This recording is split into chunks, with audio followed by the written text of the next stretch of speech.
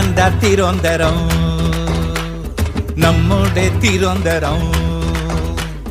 ചുണയോടെ കേറിവാടാ, ഇത് താണ്ടാ തിരുവനന്തപുരം, നമ്മുടെ തിരുവനന്തപുരം. ചുണയോടെ കേറിവാടാ, ഇത് താണ്ടാ തിരുവനന്തപുരം, നമ്മുടെ തിരുവനന്തപുരം. ചുണയോടെ കേറിവാടാ.